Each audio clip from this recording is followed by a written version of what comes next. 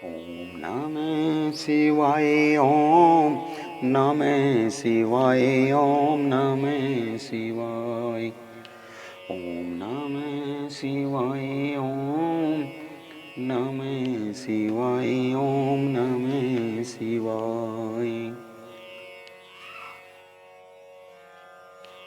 बोलिए श्री शिव शंकर भगवान की जय। उमापति महादेव की जय। शिव महापुराण का रुद्र संहिता सतीखंड चल रहा है। आज का अध्याय 38वां अध्याय चल रहा है। अगर आपने चैनल को सब्सक्राइब नहीं किया है तो चैनल को सब्सक्राइब करना ना भूलें और बेल आइकन को भी दबा दें ताकि आने वाली वीडियो का नोटिफिकेशन आप सभी को मिलता रहे। सूत जी कहते हैं, हे महर्षियों, अमित बुद्धिमान ब्रह्मा जी की कथा कही हुई है। कथा सुनकर दिव्यश्रेष्ठ नारद बड़े आश्चर्य में पड़ गए। उन्होंने प्रसन्नता पूर्वक प्रश्न किया। तब नारद जी से पूछा, हे पिताजी, भगवान विष्णु शिव जी को छोड़कर अन्य देवताओं के साथ दक्ष के यज्ञ में क्यों चले गए, जिनके कारण वहां उनका तिरस्कार हुआ? क्या वे प्रलयकारी पराक्रम वाले भगवान शंकर नहीं जानते थे? फिर उन्होंने अज्ञानी पुरुष के भांति रुद्रगणों के साथ युद्ध क्यों किया?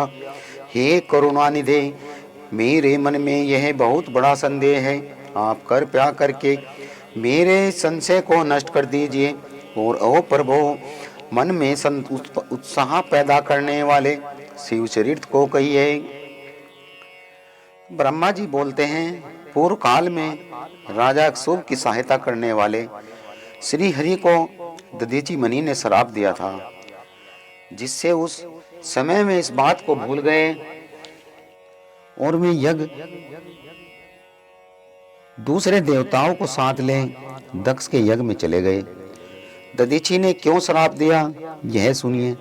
प्राचीन काल में इक्ष्वाकु नाम से प्रसिद्ध एक महातेजस्वी राजा हुए थे। वे महान प्रभावशाली मुनीश्वर दधीचि के मित्र थे।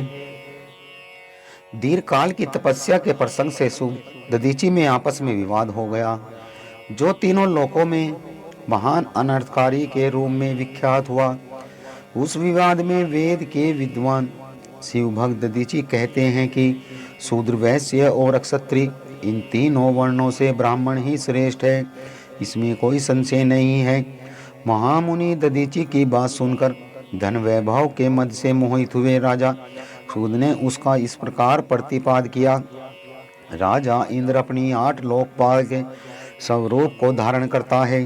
वह समस्त वर्णों का आश्रमों का पालन एवं प्रभु है, इसलिए राजा ही श्रेष्ठ है। राजा की श्रेष्ठता का प्रतिपादन करने वाली श्रुति भी कहती है कि राजा सर्वदेव में है।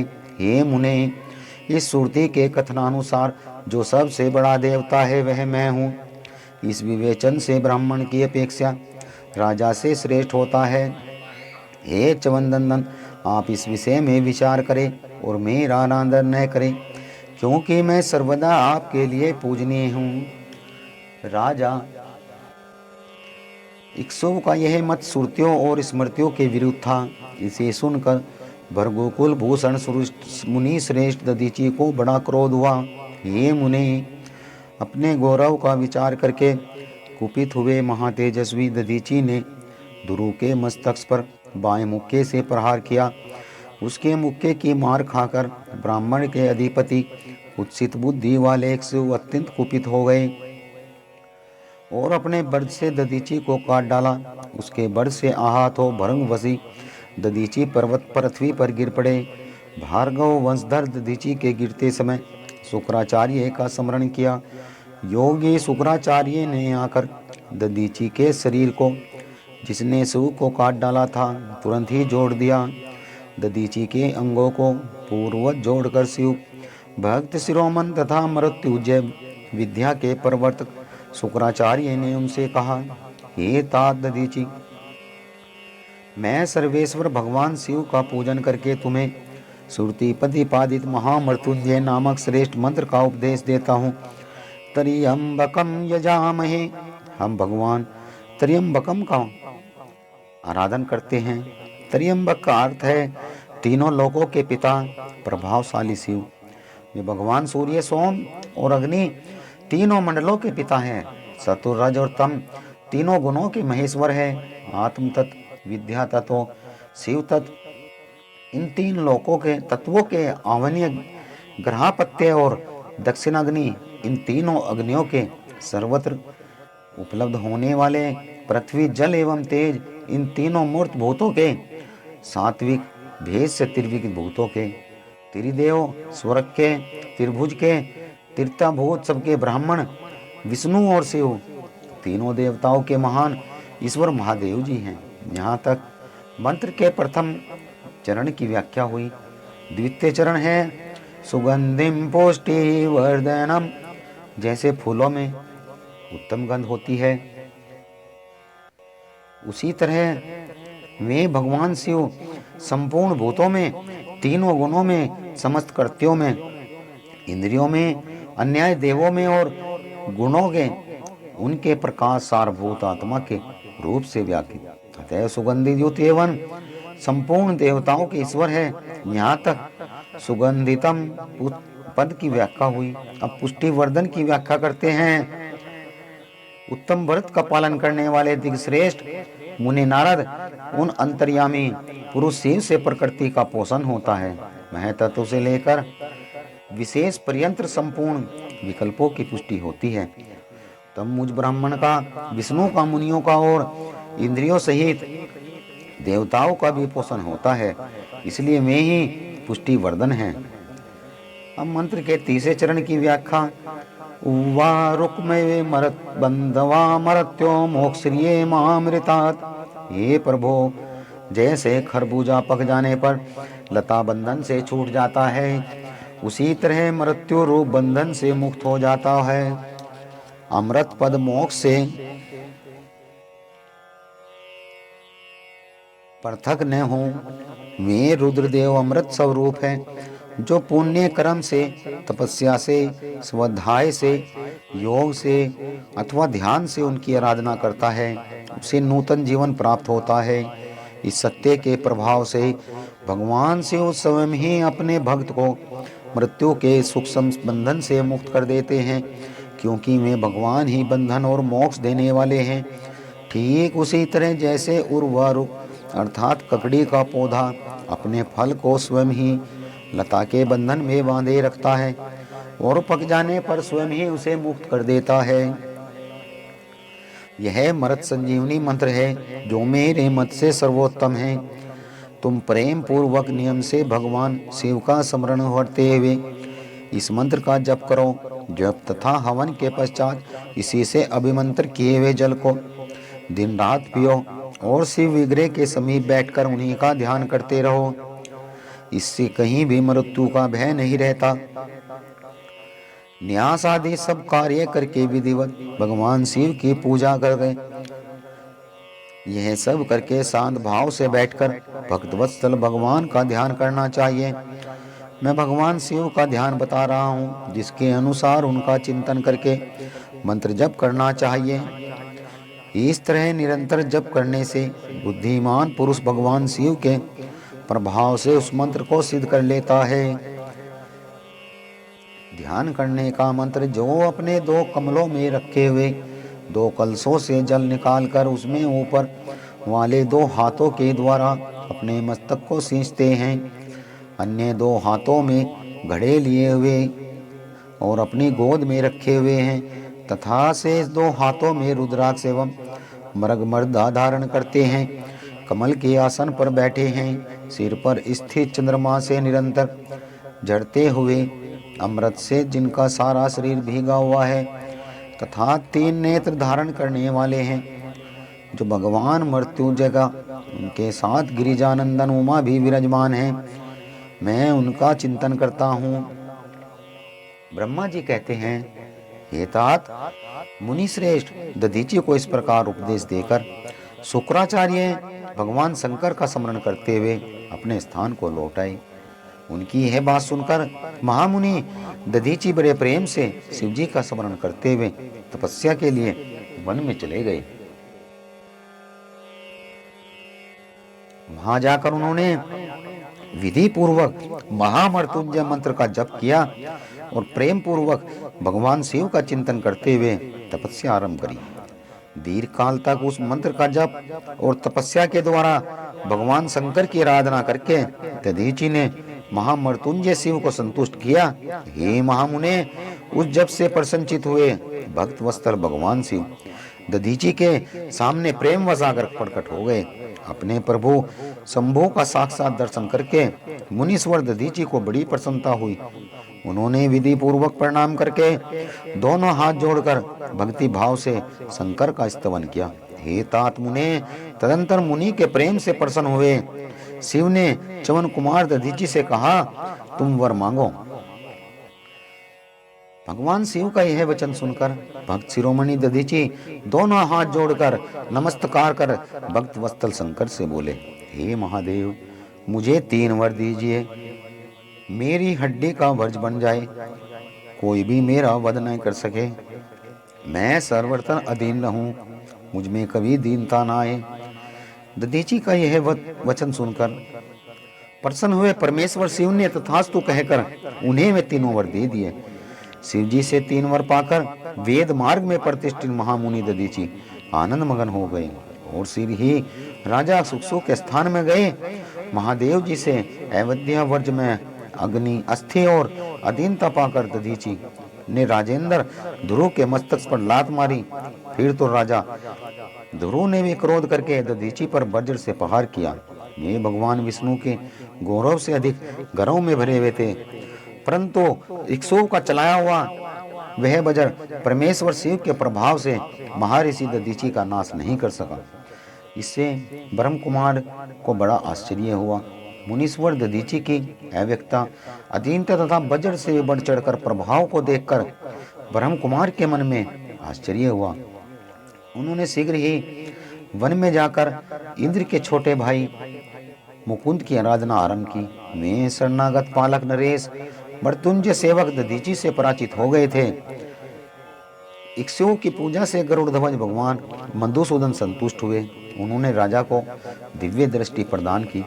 उस दिव्य दृष्टि से ही जनार्दन देव का दर्शन करके गरुड़ध्वज को इक्ष्वाकु ने प्रणाम किया और प्रिय वचनों के द्वारा उनकी स्तुति की। उन अजय ईश्वर नारायण देव का पूजन करके स्तवन करके राजा ने भक्ति भाव से उनकी ओर देखा। उन जनार्दन के चरणों में मस्तक रखकर प्रणाम करने से पश्चात उन्हें अपना अभिप्राय सूचित किया। भगवान दधीची नाम से एक ब्राह्मण है जो धर्म के ज्ञाता हैं। उनके हृदय में विनय का भाव है। वे पहले मेरे मित्र थे। इन दिनों रोग शोक से रहित मृत्युंजय महादेव की आराधना करके वे उन्हीं कल्याणकारी शिव के प्रभाव से समस्त अस्त्रों शस्त्रों के द्वारा अविद्य हो गए हैं। एक दिन उन महातपस्वी दधीची ने भरी सभा में अपने बाएं पैर से मेरे मस्तक पर बड़े वेग से अवहेलना पूर्वक प्रहार किया और बड़े गर्व से कहा, मैं किसी से नहीं डरता। हे हरे, मैं मृत्युंजय से उत्तम वर पाकर अनुपम गर्व से भर गया हूँ। ब्रह्मा जी कहते हैं, हे नारद, महात्मा दधीची की अवस्था का समाचार जानकर श्री हरि ने महादेव के अतुलित प्रभाव का स्मरण किया। फिर वे ब्रह्मपुत्र राजा इक्ष्वाकु से बोले, हे राजेंद्र, ब्राह्मणों को कहीं थोड़ा सा भय नहीं है। हे भूपते, विशेषतः रुद्र भक्तों के लिए तो भय नाम की कोई वस्तु है ही नहीं। यदि मैं तुम्हारी ओर से कुछ कहूँ तो ब्राह्मण दधीची को दुख होगा और वे मुझे जैसे देवता के लिए भी श्राप का कारण बन जाएगा। हे राजेंद्र, दधीची के श्राप से दक्ष के यज्ञ में सुरेश्वर शिव से मेरी पराजय होगी, फिर मेरा उत्थान भी होगा। हे महाराज, इसलिए मैं तुम्हारे साथ रहकर कुछ करना नहीं चाहता। मैं अकेला ही तुम्हारे लिए दधीची को जीतने का प्रयत्न करूंगा। भगवान विष्णु का यह वचन सुनकर इक्ष्वाकु बोले, बहुत अच्छा, ऐसा ही हो। ऐसा कहकर उस कार्य के लिए मन ही मन उत्सुक हो प्रसन्नता पूर्वक वहीं ठहर गए। भक्त वत्सल भगवान विष्णु राजा इक्ष्वाकु का हित साधन करने के लिए ब्राह्मण का रूप धारण कर दधीचि के आश्रम पर गए। वहां उन दिनों जगत गुरु श्री हरि भक्त शिरोमणि महर्षि दधीचि को प्रणाम करके इक्ष्वाकु को कार्य की सिद्धि करने के लिए उनसे यह बात कही। श्री विष्णु बोले, हे भगवान, शिव की आराधना में तत्पर रहने वाले अविनाशी ब्रह्म ऋषि दधीचि, मैं तुमसे एक वर मांगता हूँ, वह मुझे दे दो। इक्ष्वाकु के कार्य की सिद्धि चाहने वाले देवादिदेव श्री हरि के इस प्रकार याचना करने पर शैव शिरोमणि दधीचि ने शीघ्र ही भगवान विष्णु से इस प्रकार कहा, हे ब्राह्मण, आप क्या चाहते हैं यह मुझे ज्ञात हो गया है। आप इक्ष्वाकु का कार्य करने के लिए साक्षात भगवान श्री हरि हैं और ब्राह्मण का रूप लेकर यहाँ आए हैं, इसमें संदेह नहीं है। आप पूरे मायावी हैं। किंतु हे देवेश जनार्दन, मुझे भगवान रुद्र की कृपा से भूत, भविष्य और वर्तमान तीनों काल का ज्ञान बना रहता है, इसलिए मैं जानता हूँ आप पाप हरि श्री हरि एवं विष्णु हैं। यह ब्राह्मण का वेश छोड़िए, दुष्ट बुद्धि वाले राजा दुर्जन ने आपकी आराधना की है, इसलिए आप पधारे हैं। हे भगवान, हे हरि, आपकी भक्त वत्सला को मैं जानता हूँ। यह छल छोड़िए, अपने रूप को ग्रहण कीजिए और भगवान शंकर के स्मरण में मन लगाइए। मैं भगवान शंकर की आराधना में हूँ। ऐसी दशा में यदि मुझे किसी का भय हो तो मैं उसे यत्न पूर्वक सत्य की शपथ के साथ कहिए। मेरा मन शिव के स्मरण में लगा हुआ है, मैं कभी झूठ नहीं बोलता। इस संसार में किसी देवता या दैत्य से भी मुझे कोई भय नहीं है। श्री विष्णु बोले, उत्तम व्रत का पालन करने वाले दधीचि, तुम्हारा भय सर्वदा नष्ट ही है, क्योंकि तुम शिव की आराधना में रहते हो, इसलिए सर्वज्ञ हो।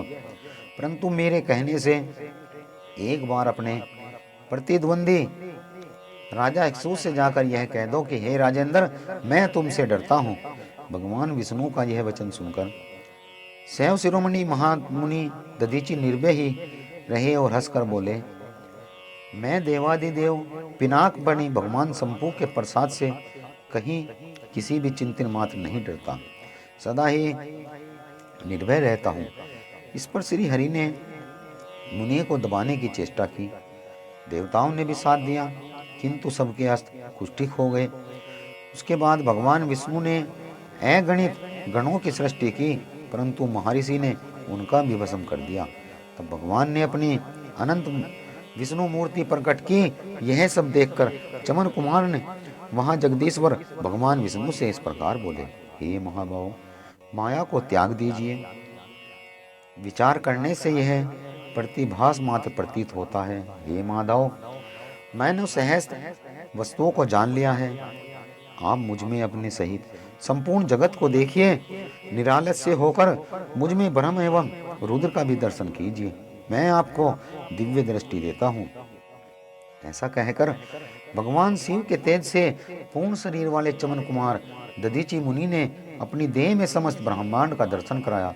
तो भगवान विष्णु ने उन पर पुनः कोप करना चाहा। इतने में ही मेरे साथ राजा इक्ष्वाकु वहां आ गए। मैं निश्चेत खड़े भगवान पद्मनाथ को देवताओं को क्रोध करने से रोका। मेरी बात सुनकर इन लोगों ने ब्राह्मण दधीचि को परास्त नहीं किया। श्री हरि उनके पास गए, उन्होंने मुनि को प्रणाम किया। उसके बाद इक्ष्वाकु अत्यंत दीन हो उन मुनीश्वर के पास गए, उन्हें प्रणाम करके और प्रार्थना करने लगे, हे मुनि श्रेष्ठ, हे शिव भक्त शिरोमणि, मुझ पर प्रसन्न होइए। परमेश्वर, आप दुर्जनों की दृष्टि से दूर रहने वाले हैं, मुझ पर कृपा कीजिए। तो ब्रह्मा जी कहते हैं, हे नारद, राजा इक्ष्वाकु की यह बात सुनकर तपस्या की निधि ब्राह्मण दधीचि ने उन पर अनुग्रह किया। उसके बाद श्री हरि विष्णु को देखकर वे मुनि क्रोध से व्याकुल हो गए और मन ही मन शिव का स्मरण करके विष्णु तथा देवताओं को श्राप देने लगे। दधीचि ने कहा, देवराज इंद्र सहित देवताओं मुनीश्वरों, तुम लोग रुद्र की क्रोध अग्नि से श्री विष्णु तथा अपने गणों के सहित पराजित और ध्वस्त हो जाओगे। देवताओं को इस तरह श्राप दे सुखसु की ओर देखकर देवताओं तथा राजाओं के पूजनीय दिवश्रेष्ठ दधीचि ने कहा, हे राजेंद्र, ब्राह्मण ही बलि और प्रभावशाली होते हैं, ऐसा स्पष्ट रूप से कहकर ब्राह्मण दधीची अपने आश्रम में चले गए और फिर दधीची को नमस्कार मात्र करके इक्षु अपने घर चले आए। उसके बाद विष्णु देवताओं के साथ जैसे आए उसी तरह वैकुंठ को लौट गए।